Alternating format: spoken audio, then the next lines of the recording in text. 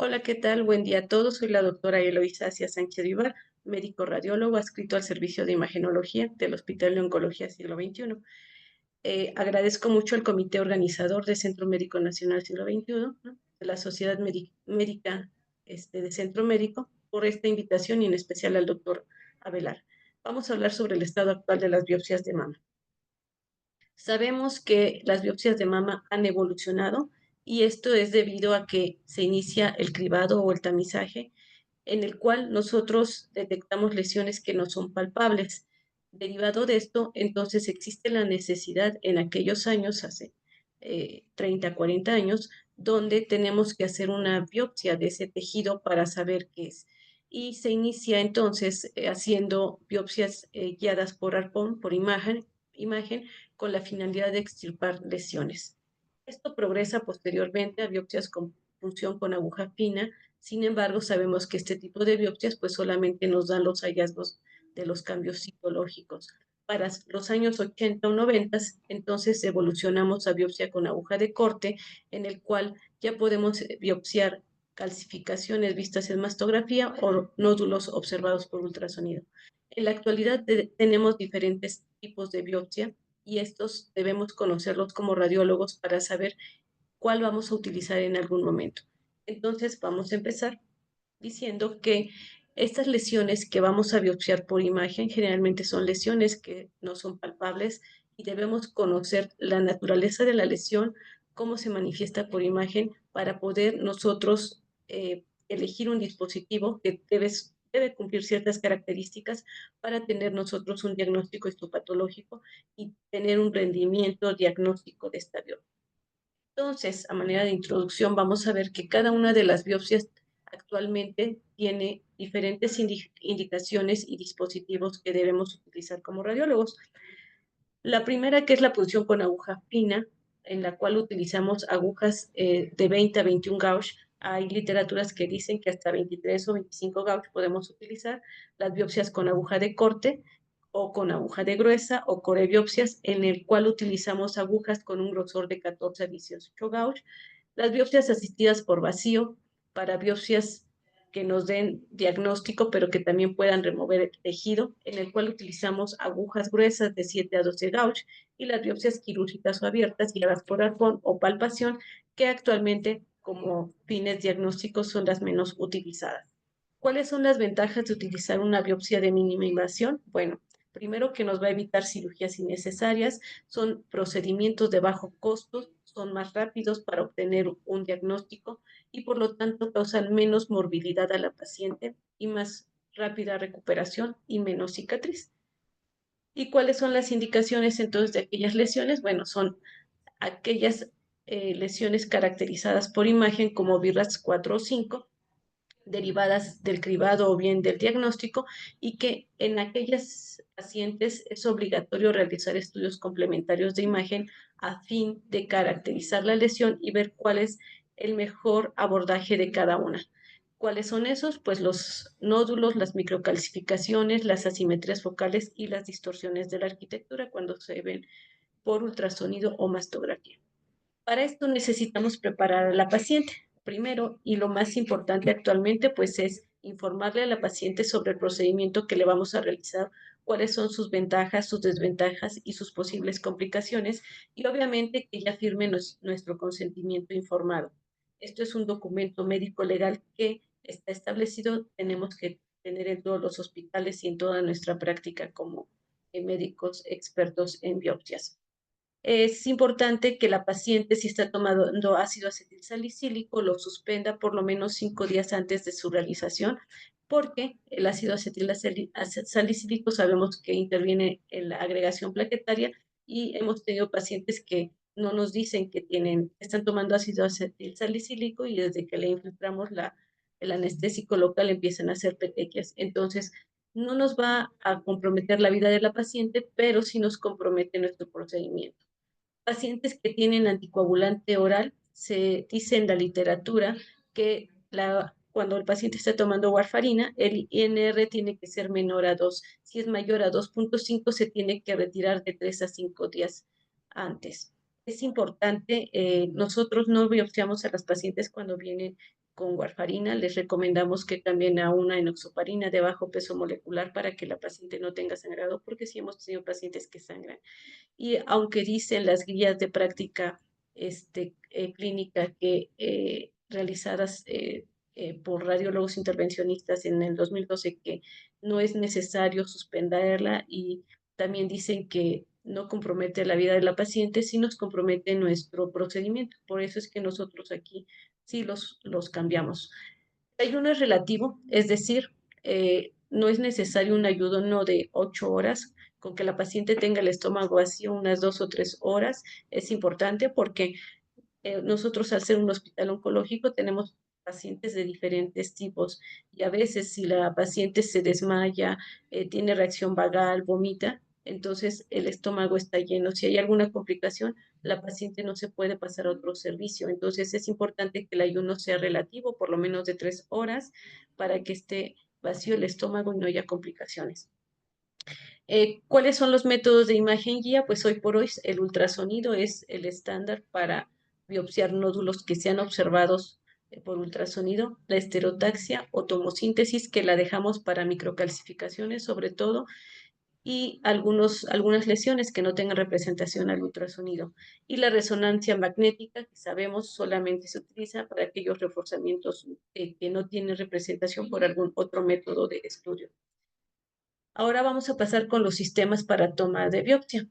Para las funciones con aguja fina, podemos tener desde una jeringa de las que conocemos, con las que se inyecta el medicamento, con una aguja fina de 21-23 gauge, con el que vamos a obtener muestras. Pero si la lesión está muy profunda o vamos a biopsiar ganglios que están muy profundos, incluso podemos utilizar una aguja de chiva. Para los sistemas de corte, podemos tener sistemas manuales que son semiautomáticos, o sistemas automáticos que pueden ser desechables, o pueden ser desechables las agujas con el dispositivo, en este caso las pistolas, en el cual nada más vamos desechando la aguja. ¿Cuáles elegimos? Bueno, pues los que tengamos a la mano, el que haya en nuestro hospital, el que sea más accesible en cuanto a costos y calidad, y preferentemente para las biopsias para mama, pues se elige la aguja que es de 14 gauge, que todas las marcas la tienen identificadas en color verde. Tenemos aquí sistemas semiautomáticos en el cual vemos que viene un sistema throughput, donde nosotros avanzamos manualmente la aguja y luego hacemos el corte. Tenemos sistemas desechables que son automáticos, en el cual en el dispositivo se dispara la aguja, pero se tiene que desechar todo el dispositivo. Y tenemos los sistemas que son automáticos, en el cual nada más hacemos cambio de las agujas. Y los sistemas para biopsia asistida al vacío, como tenemos la Bacora, que es un sistema que está en desaparición, todavía tenemos algunos en México, en el cual es portátil, es muy sencillo, pero es de una inserción y tenemos que estar introduciendo la aguja cada vez que hacemos el corte. O tenemos sistemas automáticos, perdón, asistidos por vacío, como es el ENCOR, que actualmente pues es el que tenemos en el Seguro Social. Entonces, ¿cómo hacemos una punción o una biopsia con aguja fina? Es un método muy sencillo. Tiene sus indicaciones precisas, que son aspirar quistes sintomáticos, colecciones, o bien como apoyo al ganglio centinela para obtener muestras de ganglios que se nos hacen sospechosos por imagen, y en el cual ya tenemos un diagnóstico histopatológico que solamente vamos a confirmar que el ganglio esté afectado por metástasis. Aquellas lesiones clínicas que son palpables pero no tienen representación en estudios de imagen, también es indicativo de una biopsia con aguja fina. El método guía preferentemente va a ser el ultrasonido. No existe punción con aguja fina ni para estereotaxia, y obviamente tampoco para resonancia. El material que se obtiene es células y líquido, y las ventajas es que esta biopsia pues es la menos agresiva, es muy rápida, es la de menor costo, pero la desventaja es que solo se obtienen células. El material que se utiliza, bueno, es un anestésico local. Nosotros ponemos de 3 a 5 mililitros. Tenemos las agujas, podemos utilizar solamente por capilaridad, es decir, introducimos la aguja y las células que obtengamos en la aguja, esas son las que vamos a estudiar, o bien podemos hacerlas con un vacío, retrayendo el émbolo de la jeringa y aspirando el contenido. O podemos combinar tanto la capilaridad como la aspiración. Nosotros estamos introduciendo la aguja y vamos haciendo vacío al momento de que la introducimos. ¿Qué necesitamos de material? Necesitamos laminillas donde colocar nuestro material, alcohol. Actualmente patología ya nos pide que sea todo en alcohol. El citospray ya no se recomienda porque produce muchos artefactos. Necesitamos obviamente la aguja con la que se introduce la anestesia local. Nosotros utilizamos para la piel una aguja hipodérmica tipo de insulina y ya para el trayecto una aguja de mayor calibre y ya con otra aguja nosotros aspiramos las muestras. Y unos guantes y campos estériles. Eso es todo lo que utilizamos. ¿Cuáles son los puntos claves en este tipo de aspiraciones? Bueno, que nosotros podemos visualizar el trayecto de la aguja y cómo pasa a través de, en este caso es un ganglio, aquí les muestro el ganglio donde está la aguja como esta línea ecogénica y le está atravesando la cortical del ganglio en diferentes puntos de la cortical. Esta aguja la debemos pasar por lo menos de 30 a 50 veces a través de nuestra lesión y el material se coloca en laminillas. Otro punto clave es que podemos utilizar el Doppler color para ver la vascularidad de las lesiones y en el caso de la axila para ver los trayectos tanto de la axila como de la arteria axilar y evitar esos trayectos y no lastimar. Ahora vamos a pasar con la biopsia con aguja de corte o corebiopsia, como la pueden encontrar en la literatura. Este tipo de biopsias, el método guía principalmente es el ultrasonido y con la finalidad de que la paciente esté en una posición cómoda y que no haga movimiento. Las ventajas de esta biopsia es que tiene muestras adecuadas en forma consistente, se obtiene tejido para un diagnóstico histopatológico y tiene una precisión de hasta el 96% de que tengamos un diagnóstico histopatológico. ¿Cuáles van a ser las indicaciones? Bueno, principalmente nódulos. Es menos recomendable en microcalcificaciones, sin embargo, si encontramos lesiones que estén asociadas a calcificaciones, lesiones no masa, también lo podemos utilizar, pero se recomienda tomar más muestras porque podemos no tener una muestra suficiente. ¿Cuál es el material que utilizamos? Vamos a utilizar el mango la pistola, las agujas verdes que son de 14 gauge, podemos utilizar sistemas coaxiales para que lo introduzcamos en lesiones que están o muy profundas o muy vascularizadas. Nos sirve mucho el sistema coaxial y obviamente un anestésico local, los guantes, las gasas y los campos. Ahora bien, ¿cuál es la técnica? Primero es realizar una asepsia, antisepsia, colocación de campos estériles. Siempre se recomienda hacer una incisión en la piel con una hoja de bisturí. Esto es importante porque la aguja trae una pequeña curvatura y si nosotros la introducimos directo sin hacer la incisión en la piel, esa curvatura se pierde y ese filo de la aguja también se puede perder. Entonces siempre es importante hacer una incisión sobre la piel. Nosotros introducimos la aguja y ya por ultrasonido vemos el trayecto de la aguja. Esto es importante, siempre en la medida de lo posible tiene que ser paralelo al tórax. Y una vez que disparamos debemos ver dónde queda la punta de la aguja. Entonces, desde que iniciamos la introducción de la aguja, debemos ir viendo cómo se avanza esa aguja. Se recomienda no estar muy pegado al transductor para no dañar la membrana, por lo menos de 5 a 10 milímetros separados del transductor, entrar en la parte media y seguir el trayecto del transductor para que yo pueda ir viendo por imagen el trayecto de mi aguja. Es bien importante que el material obtenido se coloque en formol de 8 a 72 horas, no más de 72 horas, para que se puedan obtener los marcadores de inmunohistoquímica, no menos de 8 horas para que no haga artificios. Y cuando usamos sistemas coaxiales, es importante saber que los sistemas coaxiales van a ser un poquito más gruesos que la aguja, van a ser, es decir, más gruesos, van a ser de 13 gauge y la aguja de 14 gauge.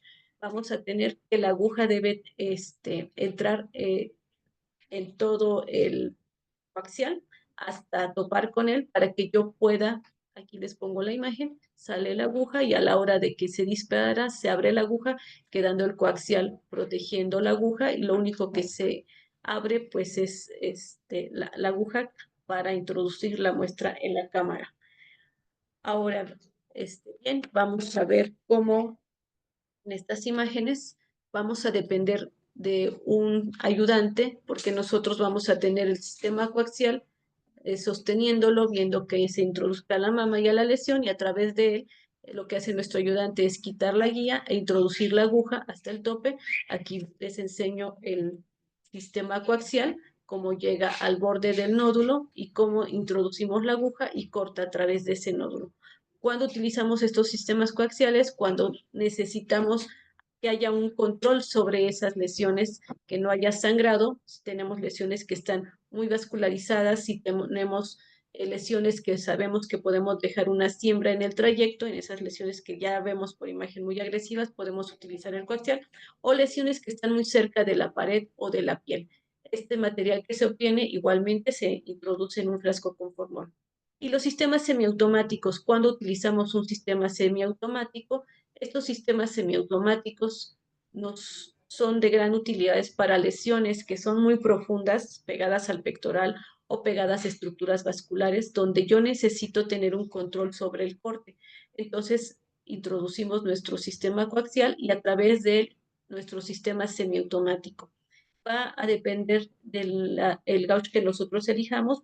Por ejemplo, para los ganglios podemos elegir gauge de 16 o 18 de grosor de la aguja, para los nódulos, pues obviamente de 14, y lo que hacemos es introducir el sistema, la aguja, retraemos nuestra aguja y una vez que ya estamos seguros, la vamos avanzando poco a poco, ya que estamos dentro de la lesión y seguros dónde quedó nuestra punta de la aguja y hacemos el corte. Entonces aquí tenemos con el sistema con aguja de corte semiautomático un ganglio en el cual introducimos el coaxial, vemos cómo se abre la aguja y ya una vez que estamos seguros dónde quedó la punta y que no estamos lesionando ninguna estructura, ya podemos hacer el corte. Y también las muestras se introducen en un sistema, en un frasco con formol. Nosotros en oncología pues tenemos siempre la necesidad de biopsiar otros ganglios como son los de la mamaria interna y nosotros hemos establecido el criterio de que cuando los ganglios de la mamaria interna salen del espacio intercostal y podemos ver la parte sólida superficial por arriba de esos arcos costales, nosotros podemos hacer biopsia de esos ganglios, de esos conglomerados ganglionares.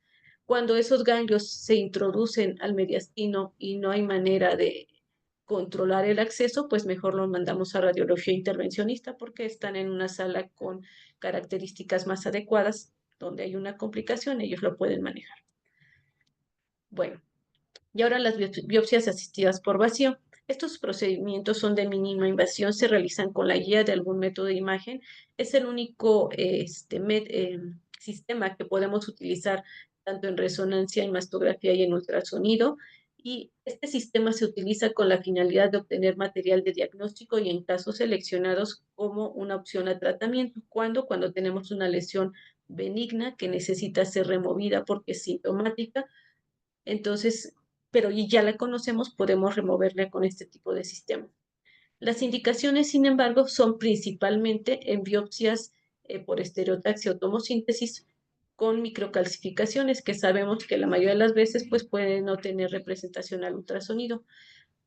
Nódulos sólidos, cuando conocemos su origen de benignidad, que son menores de 1.5 centímetros, lo podemos remover muy bien con Bacora. Para ENCOR, actualmente, además de 2.5 centímetros, ya hay estudios que lo avalan como de hasta 4 centímetros para esas lesiones.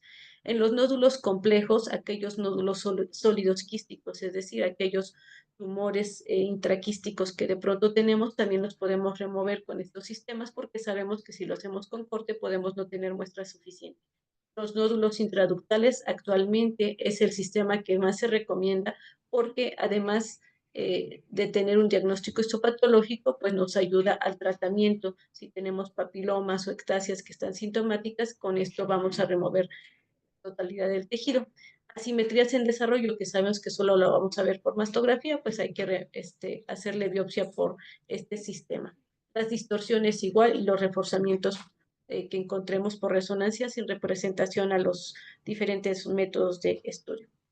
Y existen las biopsias guiadas por arpón. Las biopsias guiadas por arpón, que actualmente sabemos que su principal papel del arpón actualmente es el tratamiento para cirugía conservadora o oncoplástica y casos excepcionales en el diagnóstico de aquellas lesiones donde la esterotaxia o ultrasonido no pueden acceder, entonces está la biopsia guiada por arpón. Nosotros sí hemos tenido casos donde las lesiones están tan posteriores que por más que acomodamos a la paciente en diferentes posiciones, la esterotaxia misma nos marca que no puede ser accesible a la lesión. Entonces, o cuando tenemos este posible daño a la pared costal o al músculo pectoral, entonces se tiene que ser biopsia guiada por arpón con fines de diagnóstico. La ventaja es que se excisiona por completo la lesión y puede ser también terapéutico, y la desventaja es que va a ser más invasivo y podemos guiarlo por ultrasonido, mastografía, tomosíntesis y en algunos casos por resonancia. Nosotros no lo hacemos por resonancia. Hay algo importante que el radiólogo debe saber cuando va a hacer una biopsia, y es que debe conocer los diferentes tipos de marcadores tisulares que le llamamos clips. Estos marcadores tisulares nos sirven para identificar el lecho tumoral cuando hay neoadyuvancia, para identificar el lecho tumoral cuando removemos la lesión y poder nosotros orientar eh, mediante la colocación de un arpón al cirujano para que pueda hacer excisión de lo que hayamos removido. Entonces, hay que conocer las indicaciones de la aplicación de un marcador tisular, y principalmente son la remoción de nódulos. Cuando nosotros quitamos un nódulo, tenemos que dejar un clip cuando estamos haciendo diagnóstico. Cuando tenemos nódulos menores de 5 milímetros, que sabemos que a lo mejor estamos haciendo biopsia y vemos algo anatómico, pero ya no es el nódulo, debemos dejar un clip marcador. Si nosotros tenemos diferentes nódulos, por ejemplo, muchas lesiones que parecen benignas, pero por alguna razón decidí hacer una biopsia en alguno y necesito distinguir cuál es ese nódulo, debemos colocarle un clip marcador también para que nos sirva de guía para los diferentes tipos de métodos de imagen, como se representa en cada uno, y entonces vemos el clip y ya sabemos cuál fue la lesión biopsiada. Cuando tenemos nódulos complejos, sólido-quísticos, que los vamos a aspirar, hay que dejar un clip marcador en nódulos intraductales, aquellos que estén separados de la región de la confluencia ductal, porque sí hemos tenido la experiencia de que cuando se dejan dentro del conducto y están muy cerca del pezón, esos clips pueden estar migrando y lastimar a la paciente. Y en neoadyuvancia, que sabemos, debemos llevar el control, porque si hay lesiones que desaparecen, pues debemos tener una marcación del lecho tumoral. Estos clips deben cumplir ciertas características. Por mastografía, pues deben ser lesiones, clips que sean radiopacos. Por ultrasonido, que sean visibles. Los que nosotros tenemos en el cuadro básico del seguro, pues son los ultraclips, que tienen esta almohadilla o este material que lo hace verse más ecogénico, porque lo rodea y entonces se hace más ecogénico al ultrasonido. En resonancia, pues van a tener una ausencia de señal y vamos a tener diferentes morfologías. Pueden ser en forma de lazo, en forma de wing o en forma de coil con un resorte. ¿Cuál es la técnica de aplicación? Ahí sí no necesitamos abrir la piel, como trae la aguja que es filosa, en la cual viene cargado el clip, pues hacemos asepsia, antisepsia, introducimos la aguja. Una vez que estamos en el centro del nódulo que queremos marcar, nosotros disparamos el dispositivo y deja el marcador dentro de la lesión o dentro de los ganglios que queramos marcar.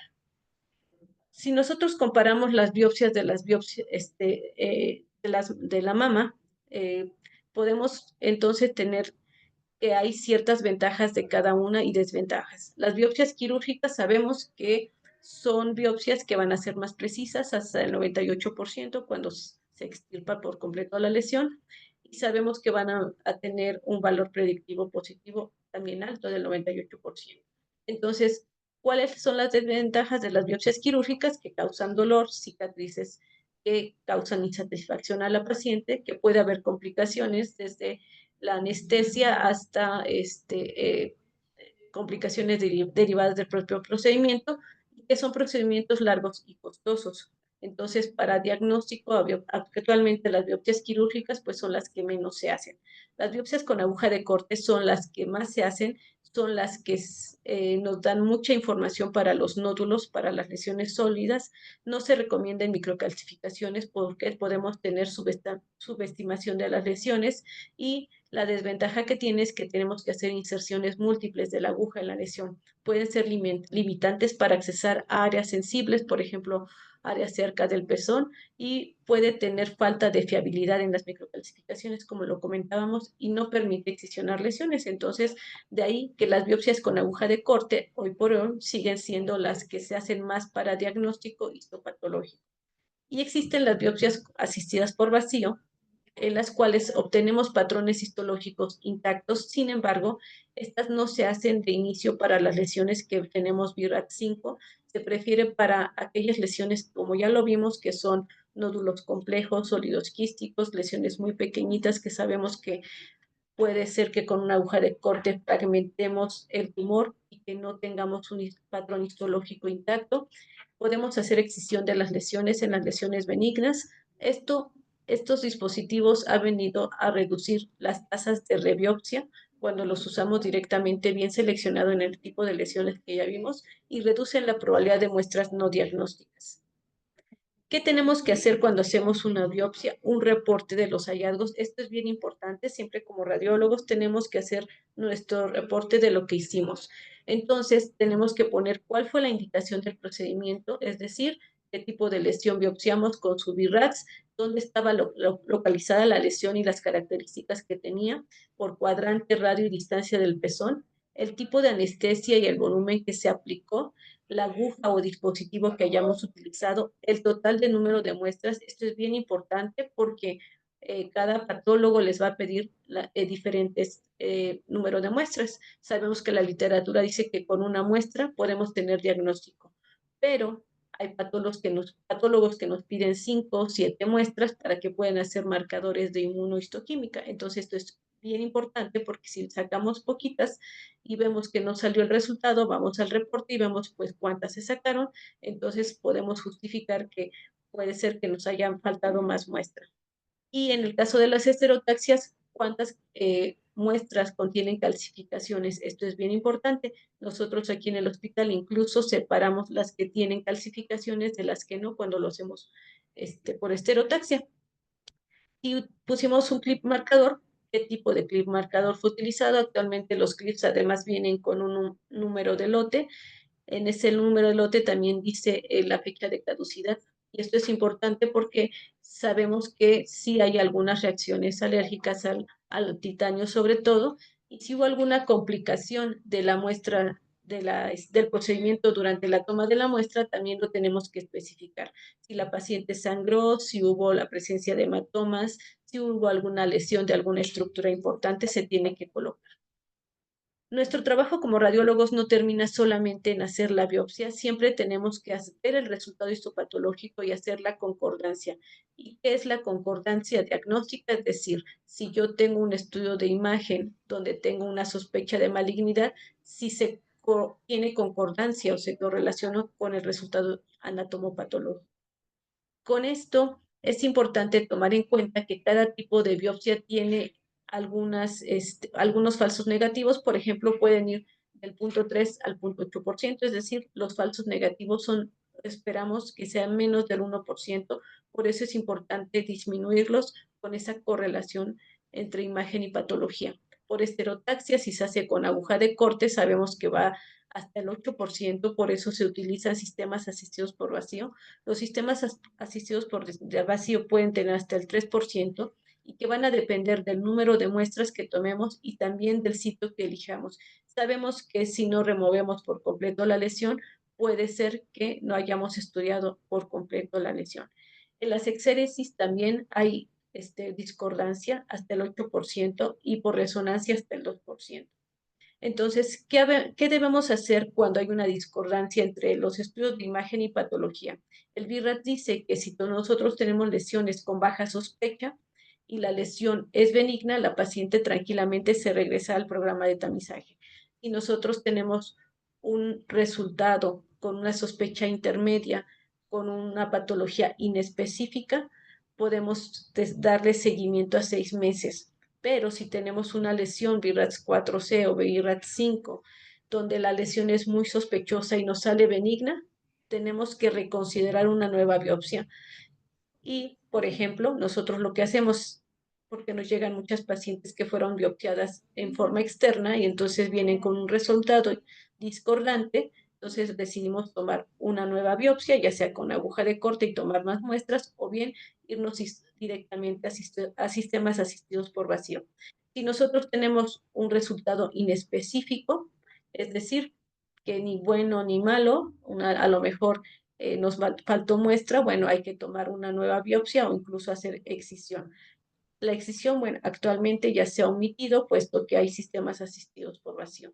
En conclusión, la mayoría de las lesiones pueden diagnosticarse con precisión mediante biopsias guiadas por imagen. Es importante que se individualice el caso para ver qué hallazgo es el que vamos a biopsiar y cuál es el mejor dispositivo para hacerlo. Existen las biopsias con aguja fina, con aguja gruesa o de corte y con sistemas asistidos por vacío, que como ya vimos en la plática, cada uno tiene sus indicaciones.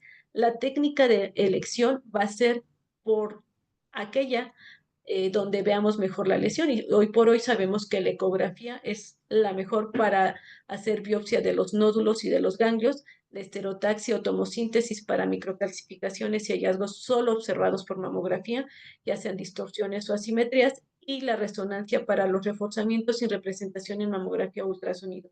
Es importante establecer la concordancia entre hallazgos de imagen y anatomopatológicos, porque el radiólogo no solamente detecta lesiones, sino las diagnostica por algún método de imagen mediante la toma de biopsia, y además es importante establecer esta concordancia entre los hallazgos para definir si se tiene que rebiopsiar a la paciente con algún otro método de imagen o incluso se tiene que hacer una remoción de la lesión.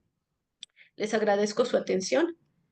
Gracias por la invitación y que tengan bonito día y que terminen pronto las pláticas del Congreso. Gracias.